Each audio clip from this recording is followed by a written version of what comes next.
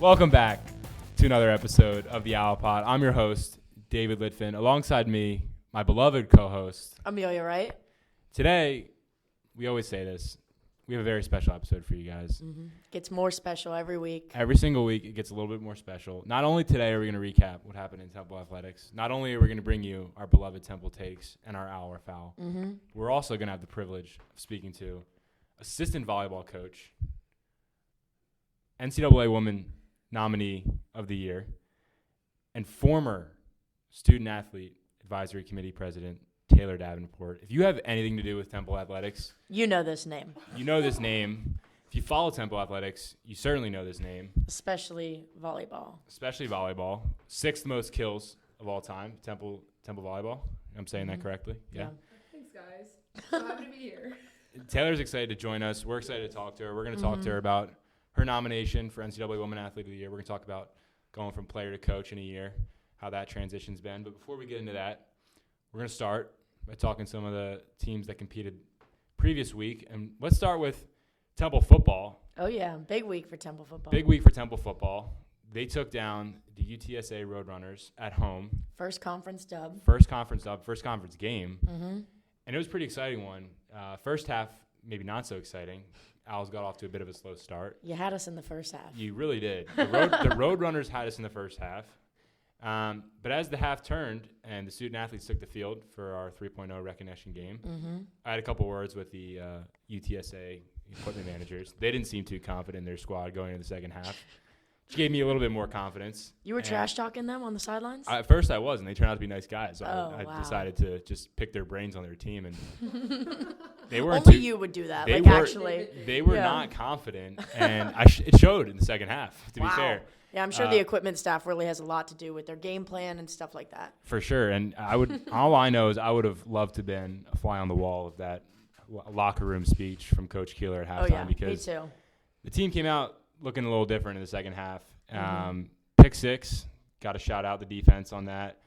Our guy, Peter Clark, football SAAC representative, showing out with a touchdown. And overall, just a great second half by the Owls. They came from behind. They held on to win late, and it was an exciting game. So shout out Temple football, shout out Coach Keeler. We're big Coach Keeler believers here on the pod. Keeler effect. And we'll get to do his dance moves later, but yes, big fan of the dance moves, and honestly, just got a good thing going down over at EO. Oh yeah. So the Owls will turn the tables quickly as we got homecoming coming up this weekend. They got Navy, undefeated Navy, coming to town. Oh, yeah. And, I didn't know this, but I was talking to someone earlier today, and this is like the 250th celebration of the United States Navy. Yeah. It's supposed to be a huge turnout for the game. Lot K is already sold out. Lot K is sold out. Crowd. We're expecting a big crowd. And if you're a Temple student and you're listening to this podcast, you need to get your butt down to the link this weekend. Show up. You need to show up. You need to get inside the stadium. You need to be loud for our Owls because they're 3-2 on the season, and if my counts are correct, they're about 3 games away from being bowl eligible. Let's do it, Temple. Looking down the schedule, I see some W's. So let's get one this weekend. Let's go downtown. Sorry, not downtown. Let's go down to South Philly. Let's support the Owls. Let's cheer them on to a big win homecoming weekend. We'll see you down there. Yeah.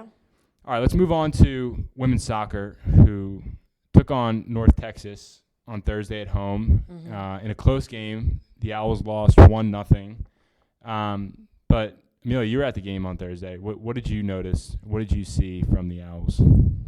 They had a really good first half. They had some good opportunities on goal, but they just – I think UNT scored in the last, 10 minutes or so, I want to say. So it was just tough to play that whole game. Yeah, they played them close. Just at the end, the game got away from them a little bit at the end. But it was honestly kind of a lucky goal from UNT. It was the slowest header I've ever seen in my life. So it was a good run for the Owls. Yeah, and luckily for them, they turned the tables quick as they got 2 games this week. They're traveling down to ECU on Thursday to take on the Pirates. And then they are back in action on Sunday at home against the Charlotte 49ers. You can catch that game down at TSC. It's a big TSC weekend this weekend. It's a massive TSC weekend. We'll get into that. Moving on, let's talk about men's soccer on the topic of soccer. They also had a tough match down in Miami, Florida, where they took on Florida International University on Friday. They were down 3-0 at halftime. Yeah. Not a great showing for the men's soccer team. I know they wanted to have a different result down there. They did get a goal in the second half. I believe Paulo Campulo scored that. Mm-hmm. A nice header from him. Yeah, in the second half. So maybe they can ride some of that momentum coming into this week. They have a big matchup with the Penn Quakers. Yep. Tuesday night. So if you're listening to the podcast, you should head over to TSC 7 p.m. Watch the Owls take on the Penn Quakers, local rivalry. Oh yeah, we don't really like Penn here. No, we have nothing nice to say about Penn. If you like Penn, you're at the wrong podcast. And they're giving out some retro water bottles, so that's always a plus. And if you're early, you get a free water bottle. Yeah. So make your way down to TSC on Tuesday. Cheer on the Owls as they take on the Penn Quakers. Men's soccer will also be back in action on Sunday, and as we alluded to, a busy day at TSC. They're taking on the Tulsa Golden Hurricanes. That's going to be a tough matchup. At 3 p.m., so if you like soccer, I'd be at TSC on Sunday. All day. From 12 to 5. Watch the Owls in action. So, yeah, hopefully men's soccer, they got, an out-of-conference game, and then they back in conference. Hopefully they can start stacking some W's. I know they're still in the playoff hunt for the conference, so looking to turn things around for that team. Speaking of teams looking to turn around, I will touch on our men's and women's cross country. We talked to Mimi last week on the podcast. We had a big race over at Paul Short. Pretty big race in terms of competition. On the men's side, definitely showed improvement from our first big meet at Penn State. The Owls were led by Graham Thomas, who's coming off an injury, had a great race, and really what we're looking at is in 2 weeks going down to Princeton before we head to Charlotte for our conference. So things are looking good for the men. Had another strong performance, and our young guys are stepping up big time, which is always good to see, freshmen contributing. On the women's side, they're without one of their top runners, so more of a tough result for them. But, again, they'll be at Princeton as well in 2 weeks at the opportunity to get things right before conference. So both those programs are looking to peak in November, so not much to take away on that end. Let's move into women's volleyball. We got Taylor here. Let's go. We talked about their big week, previously, beating Penn and Rice on the road. This week they had a couple home conference games. On Friday they took on the USF Bulls at home. You want to tell us a little bit about that game? We didn't get the outcome we wanted, but we had a great showing on our front. USF is probably going to go and be top in our conference, so we took a set. We had one of our best offensive games statistically, saw a lot of good things, and then unfortunately one of our liberos got hurt, got a concussion, so we were kind of in a realm of we had a quick turnaround going into Sunday. Sunday, again, didn't get the outcome we wanted, but this week we're in the gym, we're in the lab, cooking it up, coming up with different rotations, what we're going to do to prepare for ECU and Charlotte. 2 great opportunities ahead of us, and we know we have the skills and the team to get the dub. So stay tuned. I love when we get someone that's actually involved with the program to give their insights, because, I was at the game on Friday, and obviously I know nothing about volleyball, so it's good to actually understand what was going on. We got the inside scoop. And like Taylor alluded to, they got 2 more matches this week going against a couple more conference opponents. So we'll look forward to tuning in to volleyball this week. And Friday's home. So Friday at ECU noon. at home. And it's also Kids Day, noon. At noon. So if you want to have a great time, meet some kids, do some dances, watch some good volleyball, we know where to go. You'll see us there. All right, Amelia, you want to tell us a little bit about your, Philly 5 this past weekend on Sunday? So lacrosse, Temple always hosts a Philly 5 tournament where you just scrimmage all the Philly teams except Penn. So it's Drexel, Villanova, LaSalle, and St. Joe's. And we had a really good weekend. I think we showed adaptability because they're really quick games, and you kind of throw out everyone's on the field, and then a lot of changing of lineups and stuff. So it's kind of like a big trial run, but we did a lot of good things on offense, and looking forward to keep doing good in our fall scrimmages, and I'm proud of what our team's done so far. It's great to hear. Yeah, I know you were looking forward to the Philly 5, so I'm happy to hear it went well. Did you guys also host an alumni game on Friday. Yeah, that was on Friday, and it was super fun. Some of our alumni take it very serious. I think they definitely miss lacrosse. Yeah, we were running on the track, and I saw him, and I'm looking up at the scoreboard. I'm like, did the alumni just score 2 goals in a row? I was like, what's going on? We were being really nice. We had real refs come and stuff, and they were able to ask for penalty shots and stuff. So we still won by a good hefty 10 goals, but we had to be a little nice to the alumni. Gotcha. Well, let's wrap up our recap by talking about Temple field hockey. We got a big conference dub on the road at Quinnipiac, winning 3-0. Great to showing. Prove their record. Our girl Peyton scored, who was on the podcast earlier. She's continuing her awesome senior year. Peyton's on a tear. The team's on a tear. I think they're 9-2 overall. Another big conference game. We got to highlight them. And when is it, David? It's going to be on Friday. It's on Friday. They also play on Sunday. I was going to say, I thought it was Sunday. They play on Friday and Sunday. Friday, they got UConn. That's a huge conference matchup. This is the championship rematch from last year. UConn's coming to town. It's going to be Friday. Peyton told me the game's at 2 p.m. I'm looking at something that says 3 p.m., so stay tuned. I'd follow their socials for more information specifically on the timing of the game, but it's going to be Friday afternoon, and I would really highlight this one because it's a championship rematch, and it's a game they definitely want to have. And then they'll be back in action, like you mentioned, on Sunday with an out-of-conference game against Lock Haven. So another busy week for the Owls overall. But I'm seeing a lot of dubs on this calendar, and we'll look forward to recapping it all for you next week. All right, let's move into, what you guys have all been waiting for. And that is our interview with Taylor Davenport, who was so nice to join us. Thanks again, Taylor, for Thanks joining again us on the for pod. asking me to come. Of course. So I got the message, I don't know what it was, last week saying, you guys got to talk to Taylor. She was just nominated for NCAA Woman of the Year. And I wasn't surprised at all when I heard that news. But the next thing I thought was, I'm not familiar with that. I don't even know what that really entails. So would you mind maybe describing to the audience the process for that and what that award really means to you, or the nomination, I should say? The nomination means so much to me. So the award is, just as it says, NCAA Woman of the Year. They pick one female athlete that has excelled both athletic and academically, and just overall as a person in the community and things like that. So I was lucky and super grateful to be nominated by our American Conference. The American Conference nominated 2 people, and it was me along with another girl from ECU Women's Soccer. The next step to this is the top 30 finalist list. So institutions as well as conferences can nominate people, and then from that, NCAA will come up with a top 30 list, and then from that list, they'll continue to the top 30 all get to come to an award ceremony sometime next year, and it's just a really cool environment. Really cool. Margarita was a top 30 person, and she was a fencing player. So Temple has had some history here with NCAA Woman of the Year, so it's just an honor to be in that same category with Margarita and just all the great people here at Temple.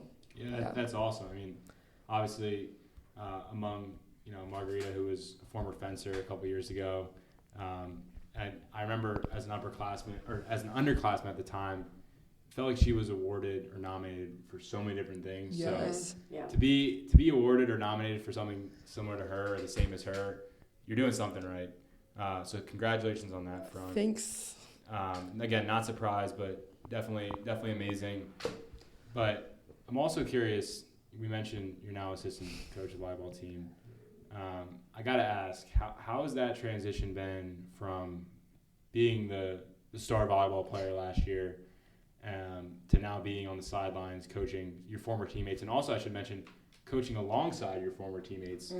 Olivia Vance was a former Temple women's volleyball player. So what's that kind of been like? Tell the audience how that experience has been a couple months in. It's been great. The transition has been, I've really enjoyed it. It's been great to work alongside my former teammate and then my former coaches that I've known for a while, and I really enjoyed being with them as a player. So it's been great to be with them as colleagues now. And then my teammates, we've also have 8 freshmen and 2 newcomers, so it's a new team. And I would just say that's kind of just the vibe of our entire program. 2 new people on staff, or I guess you could say new, but both of us have been around, but this is our first time as staff members in the program, lots of new players. So there's so much excitement around what we do, and I think it's been great to be able to help my teammates because I can understand where they've been. I've literally were just in their shoes a few months ago, and I can give insight and give some advice while also like helping our coaches. We kind of can be in like in a liaison role, if that makes any sense, of like giving insight on both sides and just understanding and working together to be able to like get the outcomes we want and continue to push this program further along. And we have a great group of girls that are willing to put in the work and like talk to us and pick our brains about how we can make things happen. So it's been great. Yeah, that sounds like it'd be so good for your team cohesion and communication on all standpoints. Going on top of that, like, is there really any like struggles kind of going from like this friend to coach role that you've noticed so far? I think the biggest struggle is just like for me personally, finding my coaching style and like how I want to connect with them, because I do acknowledge that like I'm now their coach, but I was just their friend a few months ago, so I can't go to like full coach mode. That just wouldn't be realistic, but I also can't stay in the friend role because I am their coach. So just finding that balance, and they've been great about it, and I've just been always asking for feedback from both ends, like my coaches and the team, like, hey, like, is there anything else you want from me? Is there any times you want me to speak up or any different things like that? Just continuing to grow. And like, I think one thing that's true of our culture, everyone in our team, we talk about being bought in and also constantly asking for feedback and asking for help. So the same thing goes for like our head coach will ask me like, what do I think about certain things? Players will ask me, like, we all are like on each other about being better, and like we take feedback very well. So I think that's just kind of been the thing to handle all of our struggles and the things that go into day to day. Yeah, no, that makes sense. I guess I'm more curious. I mean, we obviously worked together last year. I didn't know that necessarily you wanted to pursue coaching. I'm curious how this opportunity maybe presented itself. And obviously, it sounds like you're enjoying it so far, but is this something you kind of envision yourself doing, or did something come up randomly? So, truthfully, I was not really planning to go into coaching, but last year I started helping with the camps because I finished last fall. So I was like, and then I taught the volleyball class as well, professor. That was my fun little thing. For a tempo elective? We forgot to add Professor Taylor to the pod. Professor Davenport So, here. excuse me, Professor Davenport to the pod. That was fun, and that was like, because Linda had a class and she was super busy, so she gave it to me, and I taught it Tuesdays and Thursdays. I was in gym 145. Don't know if you're supposed to share that information. Is that going to be available next semester? I have some free space in my calendar. Yeah, I have some free electives. I've been told I could be a good, a hitter? Yeah, I will say it will be available, but I run a tight ship, so unless you're here to get better. She's a tough grader. I'm a tough grader. I'm ready to improve my volleyball skills, although they're pretty modest right now, I think. But we did get it approved through KPAP, so they know about that. But like that was what I did, and then I also ran the camps all summer, so I was camp director for Nike Volleyball through Temple, and that was just kind of like I was doing it as like my summer thing to finish up, and then since I was already going to be in Philly, I was talking to Prince, and he had an opening to be like community assistant as long as like assisting with student athlete development, so I did that. And then as I was talking to Linda, she was like, you know what, you should just stay around for another year. Like, we have this position here, and you're already in the camps, you're already like involved with Prince and everything. So that's how that happened, and I've really enjoyed it. So I'm still like, I'm a grad assistant because I'm finishing up my master's, but NCAA changed the rules, so now like your GAs are also coaches. So that's how I'm an assistant coach. I'm finishing my master's. That's pretty cool. And I don't know much about that. I honestly don't know anything about that rule change, but that's gotta be cool, like, to be considered an assistant coach just out of college. Like that's gotta. I'm guessing if you wanted to pursue coaching, like, this is probably a great opportunity to have on your resume and to go. I mean, if it's not here, maybe somewhere else. If you actually wanted to pursue this. Yeah, definitely. And I think, well, my long-term goal, I'm finishing up my master's in health administration, and I want to go to OT school. So I want like healthcare is where I want to go. But I think the skills that I've learned through making this transition, coaching. Yeah.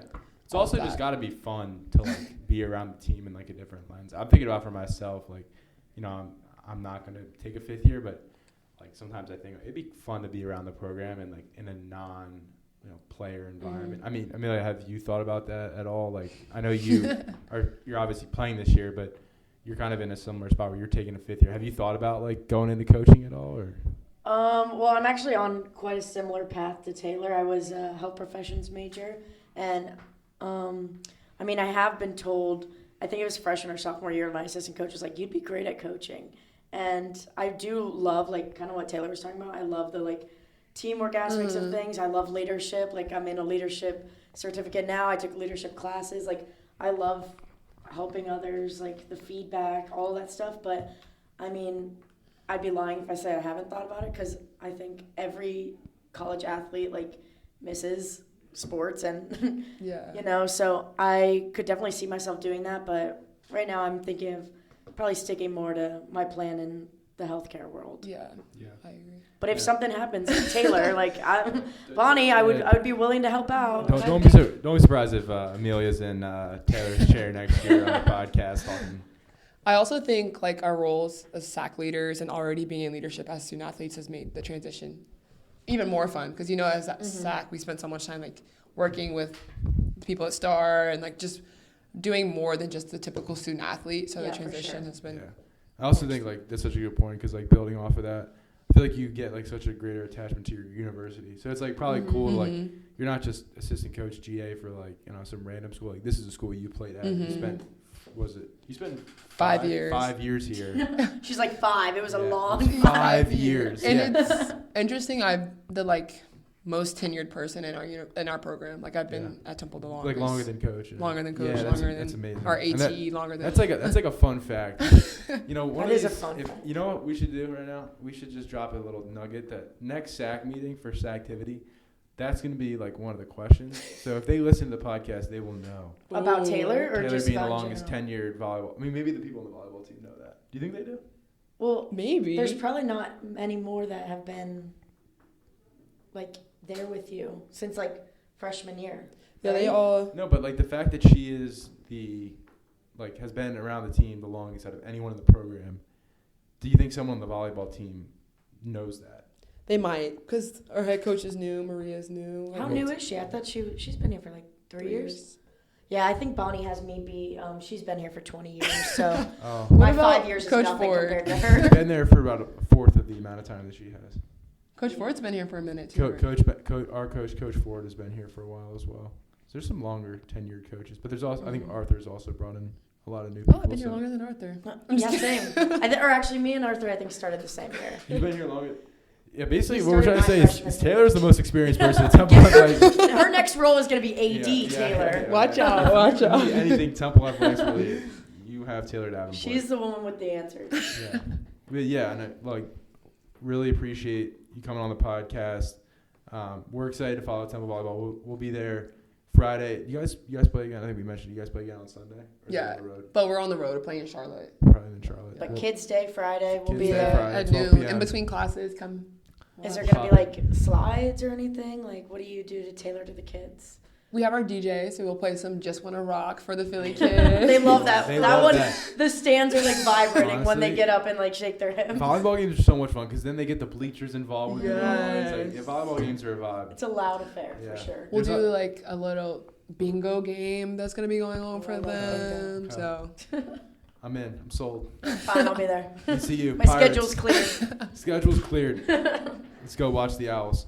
Well, thank you for coming on the podcast. We really appreciate the time. We know you're busy. Know you got some film to review, so Itineraries to make. itineraries to Busy make. girl. So appreciate you coming on the podcast. of course, thanks for having me, guys. Yeah. I miss SAAC, so Come by we miss whenever. you, and you're welcome to any meeting if you want to pop up on a late Tuesday night. If you don't have anything going on. So thank you, Taylor. So at this time we're gonna move in to your favorite segment of the show. My favorite or everyone's favorite? I think it's everyone's favorite. Yeah, Am I true. wrong about that? I think so. Have you had a listener tell you this is not their favorite section of the podcast? I haven't, so I guess that means it's true, right? I haven't either. So we're just gonna assume everyone listening enjoys this section of the pod more than any other, and that is Temple Takes. Amelia, you want to give the audience a little overview of what we're gonna be talking about today? Yeah, and perhaps why? Yes, I'd love to. So about feedback, kind of like we were just talking about, we finally got a fan submission to our Instagram. You want to plug that real quick, David? Yeah, that is Temple SAAC. Temple SAAC. Fire in those DMs. I don't think I haven't. SAAC. That's 2 A's. That's 1 C. Yep. You fire in those DMs, and We listen. We read our DMs, confirmed right now, and we'll respond. Yeah, so one of our lovely fans, my dad, he gave us a great idea. You know, we're trying to get creative and keep Temple Takes, getting creative and just keeping it alive, Innovative. Yes, innovative was takes. the word I was looking for. And so our theme this week, he sent me an Instagram reel. He also sent it to Temple SAAC, which I love. I also didn't know that, so I'm very glad to hear that. And our theme this week is going to be Philly slang. We've done Philly food. We've done Philly tourist stuff. But why haven't we talked Philly slang? I hope people don't even know what the Philly slang is, and we'll just teach them all it. We might educate, we might wow some people, and we might also Confuse some people. And that's okay as well. Because sometimes I get confused on this too, I'm not going to lie. And as a Philly native, I think there's some words on this list that I've never even said before. So yeah, I don't know about some of these. let's just jump right into it. Why don't you start us off? What's our first slang? Should we start off like really strong, you think? Let's give them something to be excited about. I say we start off with John. John. I think Can you use that in a sentence? Yeah. I mean, Or like a little definition maybe for the people? John is a noun. I think it can be really used for anything. So you could say, pass me that John. Mm-hmm. My dad's going to be taking notes during this section because he really doesn't know how to use John. Doesn't know how to use John. He doesn't also live in Philadelphia, so he maybe shouldn't use John. Maybe he shouldn't, but maybe after we give some examples, he could see the use case for it. I think John is a good way to replace when you would say thing. Mm-hmm. Or like that. Like, that. Yeah, for sure. So, again, I'm going to say it again, like, pass me that John. Yeah. What's up with that John? Mm-hmm. You got any examples that you could rip? I don't know because it's so like it kind of flows. It flows. That's the word. It flows. So what's your rating on it, David? It's super underrated. I actually love saying this word. I've grown up saying this word though, so I've said this for a while. Okay. I just think I think you can say it in so many. I think it's a very versatile word. Mm-hmm. You can say it in a lot of different contexts, and people in Philly at least know exactly what you're trying to say. I feel like it's more it emphasizes something more than it's just saying like that thing. Mm-hmm. And I also think it's a little, pays homage to my roots. Oh, so yeah. John is underrated. No matter where I live, I will always use the word John. Mm-hmm. Okay. I'll go underrated too. I think I don't use it often, but when I do, I feel like awesome. Like I'm like that. I'm Philly now, you know? You feel like, Philly. I feel Philly for Okay. sure. So I don't use it often, but I love when I do. Yeah. When it slides into the conversation. Yeah, I agree. And like we said, I think the main takeaway is the word flows. Mm-hmm. For sure. Great. Yeah. Next is going to be one that I'm kind of passionate about, I may say. Jimmy's. Do you use this word, David? I'm going to be honest, like, I was introduced to this word at a very young age, and it just never really made sense to me. Is this to describe sprinkles? Chocolate sprinkles, I think. Okay. Oh, wait. Or maybe just all sprinkles. Yeah, I've never heard it just for chocolate sprinkles, but honestly, like, no, I'm going to say overrated. I never got, like, can I get some Jimmy's on that ice cream? On that John? On that John. Can I get some Jimmy's on that John? No.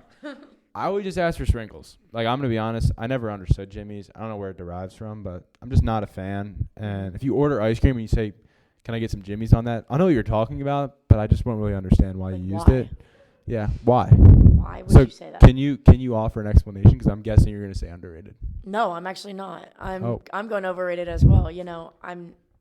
Everyone knows I'm not from Philadelphia, so I don't understand the usage of Jimmy's as well. Like, I do love ice cream with sprinkles, but like they're sprinkles. Like, why are we naming it something strange? Yeah, I feel like I'm going to get some hate from people that are from Philly. I feel like they're going to like accuse me of not being a real Philadelphian because I don't use the word Jimmy's, and I feel like your explanation just only makes me look worse, but because I have a little bit of reasoning, you kind of don't. Yeah, I don't have much good. I mean, your reasoning made a lot more sense than mine. So let's move on.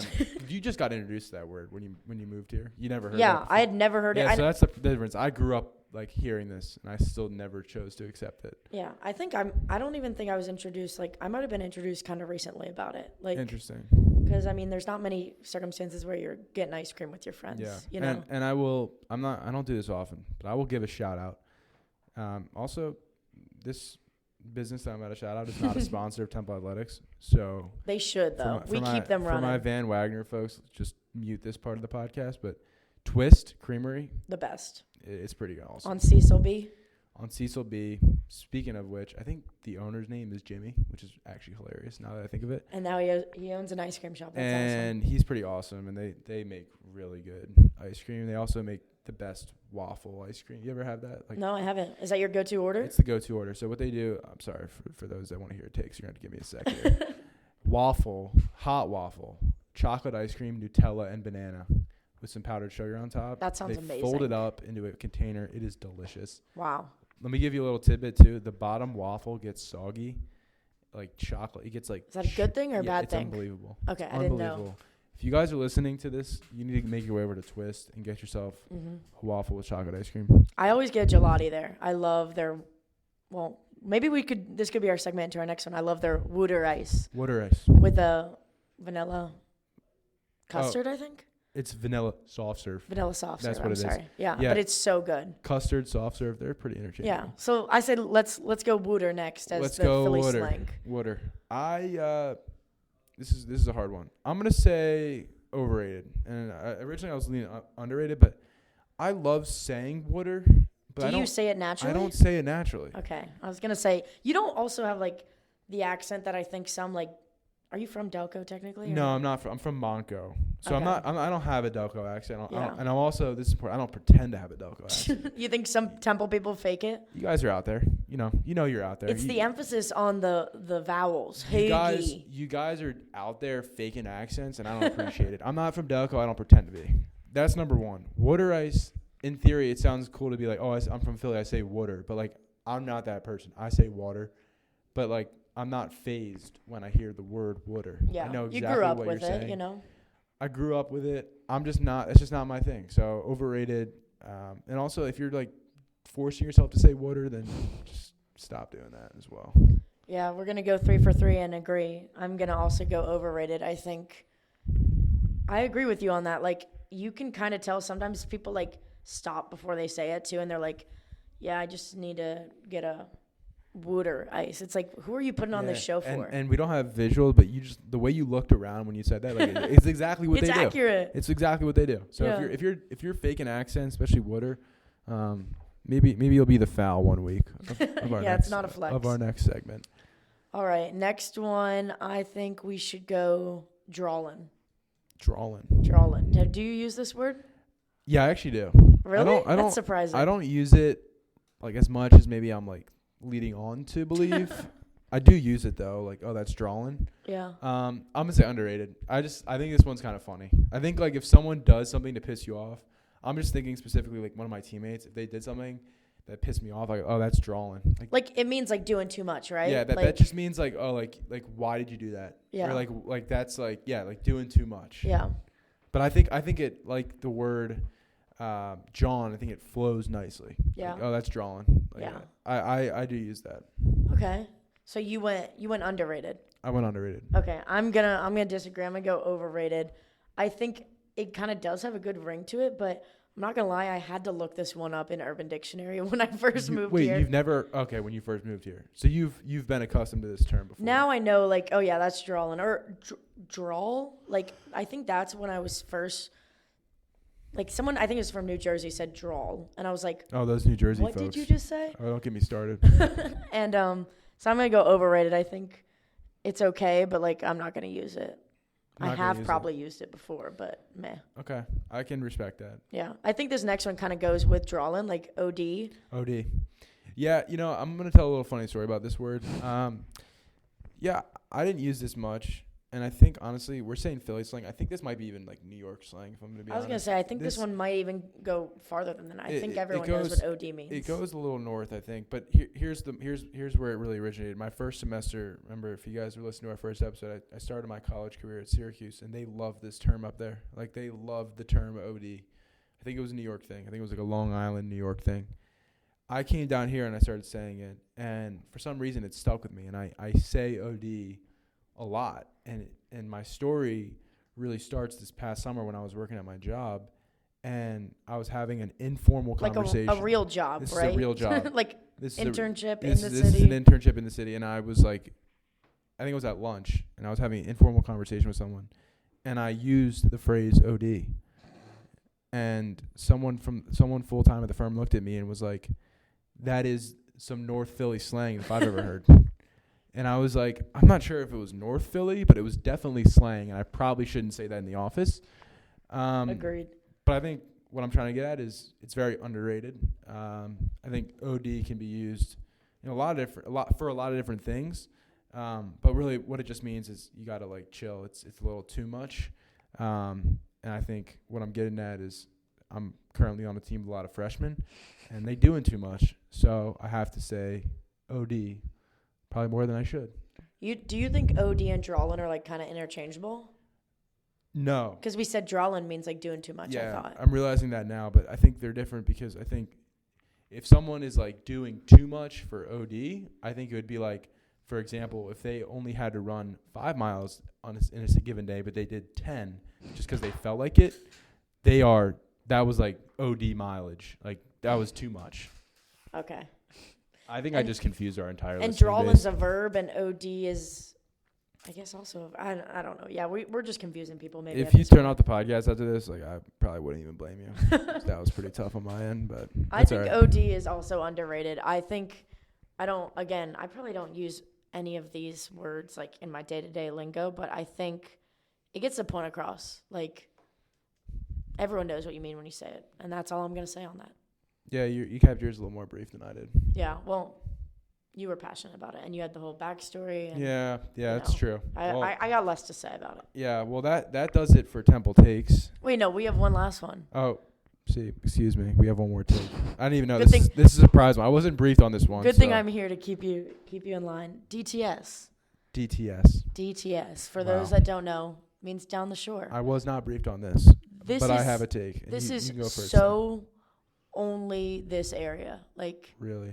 I mean, from my perspective, my southern perspective, and I think the term DTS is overrated. I'm sorry, just say you're going to the beach and everyone's gonna know. Like, oh, you have a beach house in Avalon. Oh, you have a beach house. Like, blah blah blah. Everyone else in the world says they're going to the beach. I don't know why you created these Philadelphians created DTS. And I think why'd you have to say it like that? Because that's how people say it. Like, oh, I'm going DTS. No, I totally disagree. This is Wow. this is out of all the Temple Takes, this is probably the one we disagree with most on. I don't know. The Powerade was probably Powerade. one We of our got most. fights. Shout out Spencer again if you're listening. DTS. I gotta disagree on this one. I love saying DTS. I think it just perfectly sums up like what you're doing this weekend. DTS. I'm going down the shore. Like, I'm not even a big fan of the acronym DTS. I just love saying going down the shore. Oh, okay. Like, I think, if you say, oh, I'm going down the shore, I know exactly what you mean, and I also know the general area of where you're going. I don't know if you're going to Margate. I don't know if you're going to Longport. I don't even know if you're going down to LBI. But I know you're going to be somewhere on the Jersey Shore, which is good enough for me. So I love the phrase DTS. I think it's perfect, on a summer weekend. I'm going DTS. And I think, honestly, if I were you and I moved back to Georgia at some point, I would start saying that down south just so they could have the same feeling. But the thing is, it's not a shore. Like, I now that you reminded me that it's the Jersey Shore, I kind of respect it a little bit more because, it's the shore. But, I can't say I'm going down the shore when I'm going to the Panhandle in Florida. The Panhandle in Florida. Yeah. I've never even heard of the Panhandle in Florida. Oh, I'm just saying, that's, there's, so many different beaches, so it's also kind of hard, that the state of Florida is yes. There's a lot of beaches. I'm sounding really stupid. I actually understand what you're saying. You're saying you can't identify a singular shore if you're going to Florida because there's many different coasts. Yes, exactly. Okay, there's too many different options. I understand. But I still think that doesn't take away from the phrase the shore or down the shore for us Northerners. But I'm realizing now it's probably not applicable down the south. I don't think I'm bringing that one home with me when I go back to Georgia, but thanks for the recommendation, David. Yeah, always. All right, well, is it safe to say that this now concludes our segment of Temple Takes? Again, fire in those DMs. Mm-hmm. If you are still listening, thank you for tuning in. But fire in those DMs. We'd love to hear what you guys want to hear us talk about. Yeah, now for our grand finale. Now to wrap it up, we got our segment of Owl or Foul. Amelia? I'll do my normal briefing that I do. Give us the overall. Our owl is something that is soaring upward and really positive, and that's always a shout out to Soar the Eagle, the American Conference mascot. And then the foul is the opposite. Foul is the opposite. Got to be fixed. It's got to be addressed. It needs to be changed. Yeah. That's the foul. Yeah, I'm really excited about the owl this week. The owl this week's pretty awesome. And if people haven't seen it, then they need to immediately go and look at it. Like, stop what you're doing right now. I need you to get out your phone. Maybe you're on your phone. Get on your phone. Yep. Go to Instagram. If you don't have Instagram, go to YouTube. It's probably on YouTube. It's probably on Threads. It's probably wherever you get yeah. your news, it's gonna be there. Your news. Your news. It's probably on the front page of the Wall Street Journal. And that is Coach Keeler's dance moves. Oh yeah. That's our owl this week. His celebration dance was unmatched. I was watching his celebration, and I'm not kidding. My jaw was on the floor when I saw this guy attempt to do a split. It just kept getting better. Like it did not stop getting better until he walked away. Yeah. And then it was over. It was awesome to see that celebration. Like, first conference dub for him. So happy for the football Just team, and genuine excitement. yeah, and that just made it even better. Like, I love seeing a grown man attempt the splits. The split was so bold. At first, I was like, no. I was like, no, he didn't. This No, he wins. didn't. This wins. And Coach Keeler wins, as he has the second most wins currently in the FBS. Fun fact for you listeners. Coach Keeler's dance moves, easy owl for this week. Oh, yeah. Shout out him. Like we mentioned earlier, get downtown. Why do I keep saying downtown? Get down to South Philly to watch our Owls. Homecoming weekend. Saturday, 4 p.m. And hopefully we'll see another video of the winning dance moves. We're looking for more dance moves. Yeah, maybe he'll try a backflip next time. Like, it's only up from here, right? It's only up from here. Well, speaking of going to the games, it's going to bring me to bring us to our foul of the week, which is not going to Temple football games. The lack of attendance at Temple football games. It's an issue. Definitely the foul. Especially because now we have a winning football team. Oh, yeah. And the environment's awesome. When there's a big show out, we make an impact. It fires up the team. There's no Yeah. doubt about it. And I know we don't play in our backyard. I know it requires some effort, albeit minimal effort, to get on the bus or the SEPTA and go down to South Philly. The setup couldn't be, like, better from the university. Like, they give The us university the buses, is the doing SEPTA what line. they can to get us to go to these games. Yeah. And it's now on us to go and watch our Temple. There's no more, we're not good. Like, we have a competitive football team this year. Yep. A legitimate coach, a legitimate quarterback. We talked about Peter Clark, tight end. Oh, yeah. We have a real team, and it's time that we take it upon us to go down there and support the Owls, not just this weekend, but for the rest of the weekends moving forward. They need our help, especially in the conference. You know, the American Conference, we haven't even talked about this, but they have some really good teams this year. Memphis is now ranked. USF got off to a really hot start. Navy was ranked at one point. Navy's undefeated. They're 5-0. Yeah. The American Conference, that could be an Owl one week. They're soaring upwards. Yeah. And I think it's time that we, level up here and gotta soar go with them. support the Temple Owls, especially this Saturday for homecoming. So, Temple fans, show out.